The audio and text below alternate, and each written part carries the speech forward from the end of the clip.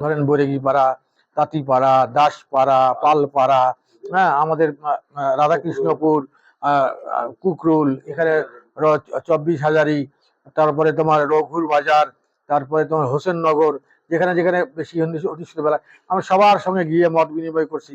তারা সংখ্যা প্রকাশ করতেছে কিনা সে ব্যাপারে আমরা তাদেরকে মনের জোর তাকে শক্ত করার জন্য, যে আপনারা কি দেশের বাইরের মানুষ, আপনাদের জন্ম এখানে, আপনার বাবার জন্ম এখানে, আপনার দাদার জন্ম এখানে, আপনি একজন পিওর বাংলাদেশী।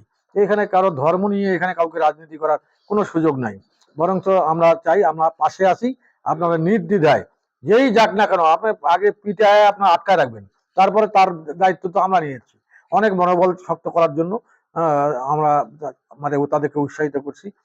এই পর্যন্ত এখানে দেখেন, আপনারা তো মিডিয়ার কাজ করেন, দেখেন একটা সনাতন ধর্মের মানুষের বাড়িতে কোনো ধরনের অযাচিত ভাবে যে সরাসরি আওয়ামী লীগ পলিটিক্সের সঙ্গে মূল ভূমিকায়, মুখ্য ভূমিকা যারা ছিল, হয়তো তাদের মধ্যে দুই একজন হয়তো দেখবেন, হয়তো বা এটা একটা প্রেক্ষাপটে ওই দিন রাত্রে, তারপরে কিন্তু আর কোনো ঘটনাই নেই। এখন আমি মনে করি যে এটা সঠিক না। তাদের দাবি দেওয়া বলতে পারে, তাদের তো মনে একটা দুর্বলতা আছে, উইকনেস আছে, যে আমরা তারা নিজেকে সংখ্যালঘু বলে। সংখ্যালঘু বলার এখানে সংখ্যাগরিষ্ঠ এবং সংখ্যালঘু বলার জন্য বলার কোনো কারণ নাই।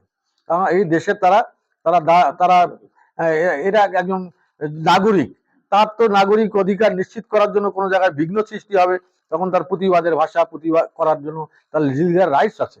এখন এটা বলতে পারে, হয়তো বা বিভিন্ন জায়গায়, রংপুরে হয় নাই, অন্য কোনো জায়গায় ছিটে ফাটা দুই একটা হয়েছে, কিন্তু খোঁজ দিয়ে দেখবেন যে ওই জায়গাগুলোতে তারা আওয়ামী লীগের রাজনীতির সঙ্গে সরাসরি একটা ভাইটাল রোল প্লে করছে বিধায় হয়তো একটা মুভমেন্টে ওই ওই ওই উত্তপ্ত পরিস্থিতিতে অথবা দু একটা বিচ্ছিন্ন ঘটনা হতে পারে। কিন্তু আমাদের এখানে রংপুরে আমরা এটা হতে দেবো না। রংপুরে আমরা বদ্ধপরিকর। রংপুরে এই আমাদের সম্প্রীতির বন্ধন, এটাকে নষ্ট করার কোনো সুযোগ নাই। এখানে আমি মনে, কে হিন্দু, কে মুসলিম, কে খ্রিস্টান, কে বৌদ্ধ, এটা দেখার কোনো সুযোগ নাই। আমরা সবাই ভাই ভাই, আমরা এই জায়গায় থাকবো। আমরা এই একজন নাগরিক হিসাবে যতটুকু রাষ্ট্রের কাছে আমাদের দাবি থাকবে, সেটা যদি এই ধরনের কোনো ঘটনা বিচ্ছিন্ন ঘটনা হয়, সে যে দলেরই হোক, কোনো দল তার পরিচয় দেওয়ার দরকার নেই। আমার তাদেরকে আইনের আওতায় এনে তাদেরকে যথাযোগ্য শাস্তির বিধান নিশ্চিত করতে হবে।